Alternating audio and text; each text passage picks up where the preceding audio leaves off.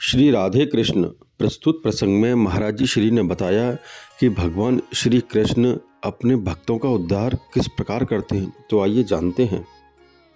याद आई भगवान श्री कृष्ण छोटे से हैं। मैया यशोदा आज श्री यमुना जी के पूजन के लिए जा रही है। दीपक सजाए हैं एक थाल में, गोपियां भी हैं संग में। श्री कृष्ण ने कहा मैया कहाँ जा रही? मैया बोली यमुना जी की पूजा करने, मैं भी चलूंगा। मैया मुस्कुराकर बोली कन्हैया तू कब से भक्त हो गया? तुम कब से पुजारी हो गए? तुम्हारी तो रोज की शिकायतें चोरी की हैं। कन्हैया ने कहा कि मैया कोई पुजारी हो जाए तो क्या उसे चोर ही कहा जाएगा? इस समय तो मैं पुजारी ही हूं। हाँ। मैया मुस्कुराई, अच्छा चल, बड़ा अच्छा है। साथ गए। मैया ने दिए जलाए, मैया के साथ साथ अन्य गोपियों ने भी दिए जलाए। जमुना जी की आरती उतारी और जमुना जी में दिए बहा दिए। गोपियां हाथ जोड़कर बैठ गई, मैया भी हाथ जोड़कर बैठी। सबने आंख बंद कर ली। जमुना जी से प्रार्थना करने लगी। मैया भी करने लगी, हे जमुना मैया मेरा कन्हैया सदा प्रसन्न रहे, सदा सानंद रहे। श्री कृष्ण कभी जमुना जी की लहरों की ओर देखते हैं, बहते हुए दियों की ओर देखते हैं, और कभी माताओं की ओर देखते हैं जिन सब ने आंख मूंद ली है। कन्हैया ने देखा कि ये सब आंख बंद किए हैं, मौका अच्छा है, बस उतर गए जमुना जी में। अब छोटे से कन्हैया कमर कमर तक जल में खड़े हैं। आहा, हाथ से इशारा कर रहे हैं, इधर आओ, इधर आओ।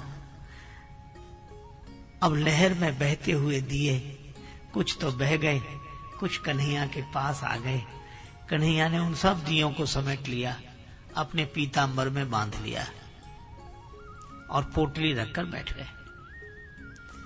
अब मैया ने आंख खोली, प्रणाम किया जमुना जी को। कन्हैया तुम भी प्रणाम करो। हाँ मैया किया, मैंने भी प्रणाम किया। चलो अब घर चले। हाँ, सब चलने लगे। अब कन्हैया ने अपनी पोटली उठाई। मैया बोली ये क्या है? कन्हैया बोले मैया किसी दूसरे की पोटली खोलकर नहीं देखनी चाहिए। तो मैया मुस्कुराई, बोली चोर की जरूर देखनी चाहिए। अब कन्हैया बोले मैया तेरी बड़ी बुरी आदत है, जब देखो तब तो गोपियों ने झूठा आरोप लगाया और तुम मुझे बराबर चोर कहती हो। अच्छा देखो, तो मैया ने छीन ली और पोटली खोली तो उसमें दिए थे। मैया बोली क्यों कन्हैया, क्या तुम्हारे बांधने के लिए हमने ये दिए बहाए थे? तुमने इन्हें बहने क्यों नहीं दिया, बांध क्यों लिया? कन्हैया सिर झुकाकर बोले मैया मैं अपने स्वभाव से विवश हूं।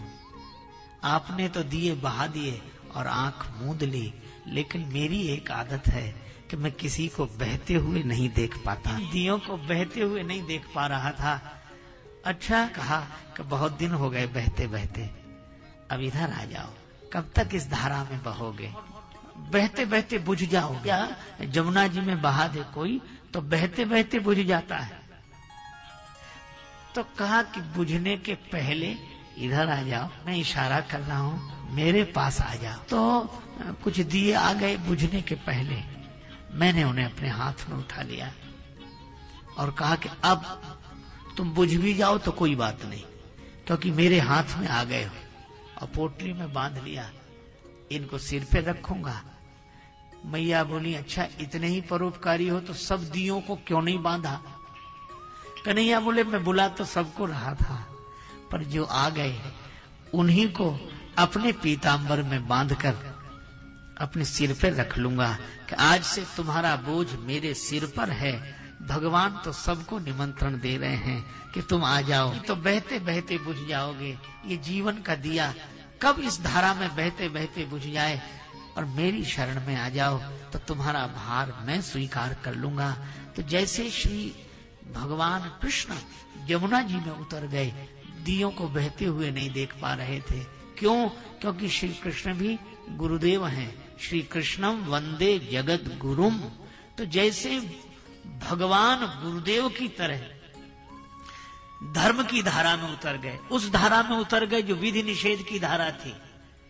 यह करो यह मत करो, ये कर्म की जो धारा है, तो कर्म की धारा में बहते बहते हम कई बार बुझे हैं, कई बार जले हैं। तो भगवान गुरुदेव की तरह सबको बुला रहे हैं कि हमारी शरण में आ जाओ।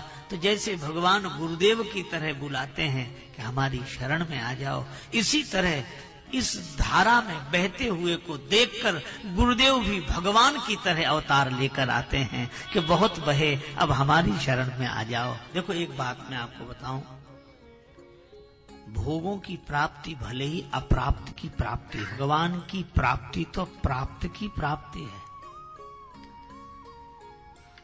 भगवान सामने भी हों और भी नहीं, भगवान सामने ही हैं। कहा सो कहां जहां प्रभु नाही है ही। अच्छा, उनका कोई पर्दा भी नहीं है।